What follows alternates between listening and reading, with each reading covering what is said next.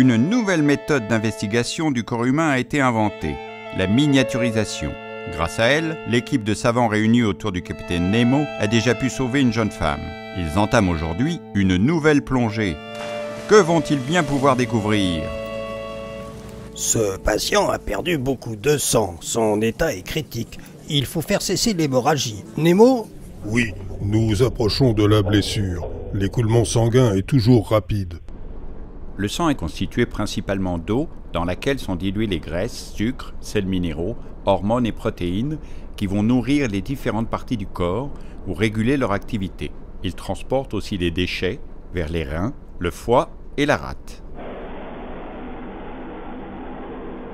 Pourquoi donc le sang est-il rouge? Ce sont les globules rouges qui donnent cette couleur.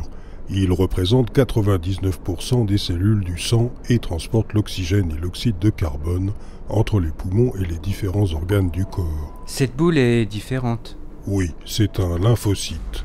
Regardez, il porte sur sa périphérie des récepteurs avec lesquels il va tester les cellules qu'il va toucher et reconnaître les cellules infectées pour les détruire.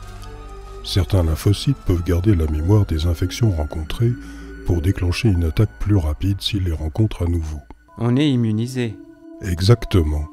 Le lymphocyte fait partie des différentes sortes de globules blancs qui constituent l'essentiel de notre système immunitaire et protègent l'organisme des infections. Pourvu qu'il ne nous attaque pas. Regardez sur cet écran.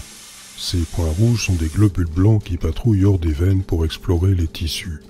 Ils peuvent reconnaître toutes sortes de virus et de bactéries et aussi des cellules cancéreuses. Après inspection, ils reviennent dans le sang. Et celui-ci? C'est un monocyte, une autre sorte de globule blanc qui devient un macrophage, un mangeur de cellules lorsqu'il entre dans un tissu. Mais voici, nous arrivons à destination. Regardez à nouveau sur l'écran. Je vois un amas vert. Le sang colmate la blessure de notre patient en provoquant l'agglomération de plaquettes et en activant un système de coagulation. Il forme un thrombus, c'est-à-dire un caillou qui va obstruer le vaisseau sanguin et empêcher l'écoulement du sang. Généralement, dans le cas d'une blessure, le thrombus se dilue progressivement pendant que la blessure cicatrise. Mais le thrombus peut aussi être pathologique. S'il bouche une veine ou une artère, il peut provoquer un infarctus. Et s'il se détache, les conséquences peuvent être tout aussi graves, comme une embolie ou un accident vasculaire cérébral. Heureusement, des médicaments existent permettant de désagréger le thrombus ou d'empêcher la coagulation du sang.